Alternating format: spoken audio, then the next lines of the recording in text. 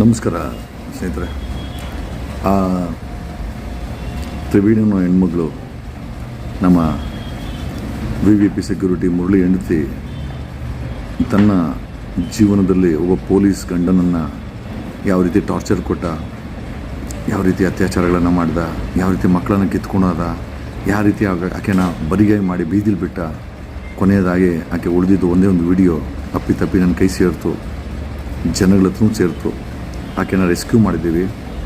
V are assisting her to get her justice for the atrocities from this T Murali.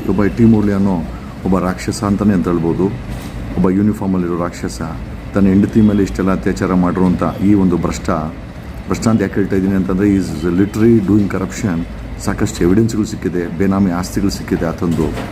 So ಇದನ್ನೆಲ್ಲ ಮಾಡಿಕೊಂಡು ಆಕೆಯ ಗೋಳನ್ನು ತೊಗೊಂಬಂದು she has filed a complaint in the state women's commission.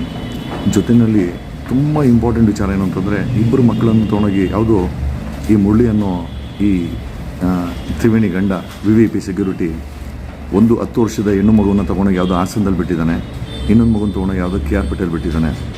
ಆಮೇಲೆ ಈಕೆ ಹೇಳೋ ಪ್ರಕಾರ ಎರಡು ಮಕ್ಕಳು ಕೂಡ ಸೆಕ್ಷುವಲ್ ಹರಾಸ್ಮೆಂಟ್ ಆಗಿದೆ ಅಂತ. ತುಂಬ ಸೀರಿಯಸ್ ಆಗಿದೆ ಈ ಕೇಸ್. ಈ ಒಂದು ಪರ್ಟಿಕ್ಯುಲರ್ ಅಲಿಗೇಷನ್ನು.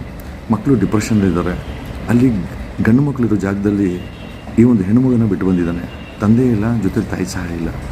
ಹಾಗಾಗಿ ಇದರ ಮೇಲೆ ಇಮ್ಮಿಡಿಯೇಟಾಗಿ ಆ್ಯಕ್ಷನ್ ಆಗಬೇಕು. ಚೈಲ್ಡ್ ವೆಲ್ಫೇರ್ ಕಮಿಷನ್ನು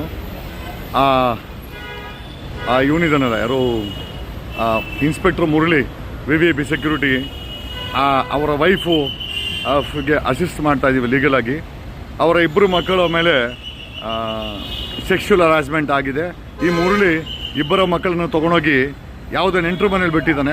ಒಂದು ಹೆಣ್ಣು ಮಗು ಮೇಲೆ ಸೆಕ್ಷುವಲ್ ಹರಾಸ್ಮೆಂಟ್ ಆಗಿದೆ ಅಂತ ಸ್ವತಃ ಆ ವಿಕ್ಟಿಮ್ ಮಕ್ಕಳ ತಾಯಿ ಇವತ್ತು ಚೈಲ್ಡ್ ವೆಲ್ಫೇರ್ ಕಮಿಷನ್ಗೆ ಕಂಪ್ಲೇಂಟನ್ನು ಕೊಟ್ಟಿದ್ದಾರೆ.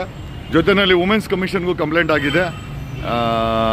ಆಮೇಲೆ ಅದ್ರ ಮೇಲೆ ಆ್ಯಕ್ಷನ್ ಸಹ ಆಗ್ತಾಯಿದೆ. Mostly child welfare commissioner POCSO ಕೇಸನ್ನು ರಿಜಿಸ್ಟರ್ ಮಾಡ್ತಾ ಇದ್ದಾರೆ.